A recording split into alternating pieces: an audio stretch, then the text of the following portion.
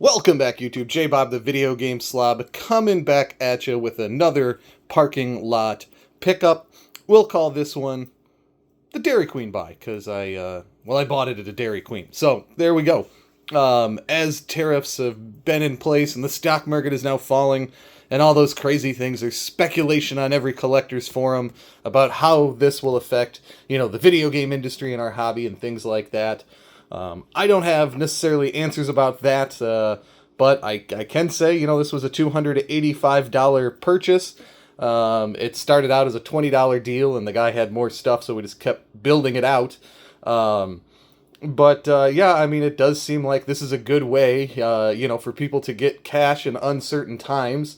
This was stuff, obviously, an eclectic mix of things: DS, 3DS, PSP, Vita, Game Boys, DS, all this stuff down here that the guy was, getting rid of. A lot of people are coming into the shop selling off Pokemon cards, things like that. So I'm seeing a lot of trade-ins lately. But frankly, this year we've done 3-4 figure deals. I'm buying a lot more deals in this range. A couple $100. Whereas in the past, if you watch my videos from years ago, it was driving and meeting 1 to 3 people a day, spending $20 here, $50 there. That kind of a thing. So it does seem like people are selling off in higher dollar amounts or more significant chunks of collections. But I've also heard people that are trading stuff in say they're trading this stuff in to free up funds for the Switch 2. So all sorts of stuff is coming out of the woodwork for the Switch 2. So anyway, use that to your advantage. But here we go. A quick roundup of what kind of things shook out at. I believe it was $110 for the 2DS. We got a little travel case down there. I don't collect or do anything with those. It's got the nice red color. It looks pretty okay. Nothing crazy going on there. And then for the $110, I also got SpongeBob Squiggle Pants 3D. I don't know. Did not have that one. I have no idea what its value is. But, hey, one more for the 3DS collection. I guess that's a decent one. And then Mario 3D, Donkey Kong Country, and Smash. Always great games. Always love to have those first-party games in. My showcase, I always put just 20 a piece on them, regardless of what it says online, because people will just pay $20 for the classic. So that was 110 of it.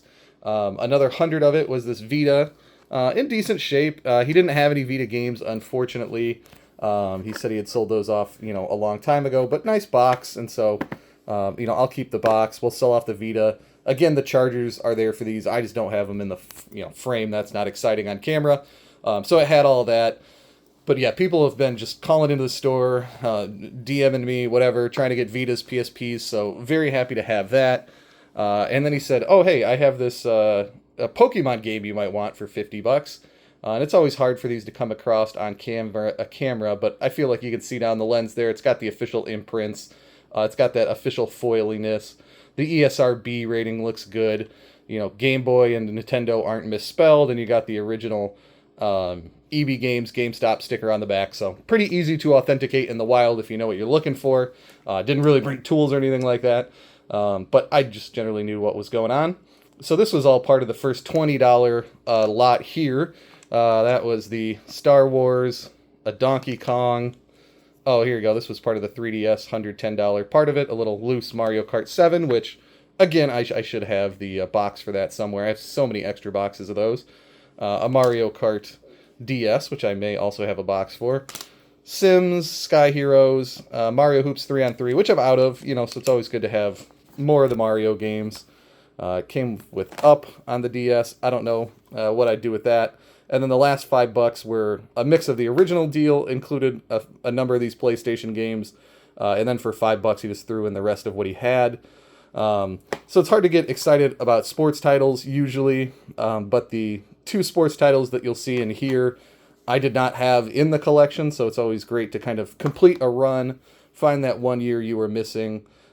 Not have to pay anything for them, of course, because you're picking up in a lot, and so the lot will pay for itself, and you're not banking on any of those sports games having value. PSP favorites has got to be one of my least favorite, ironically. Like greatest hits or platinum hits or selects, whatever you want to call those. Oh, that is just one of the worst of the worst. Pac-Man Rally, another one that'll go into the personal collection that I did not have. PSP games sell very slowly as it is, so I'm very glad to be in all of these, like, 10 whole dollars for that entire stack, because what is doubles out of there just never seem to sell. And I mean, fun stuff like Iron Man and all sorts of different things, but nobody cares. It could book for $15. You could put $10 on it. Around here, nobody's buying it. So there you go. Some thoughts on the market. A little come along with me as we spend $285 of J-Bob the Video Game Slob's money in the dumbest way possible. You think any of this will sell? Will we make a profit? Let me know in the comments. Until next time, YouTube, we'll talk to you.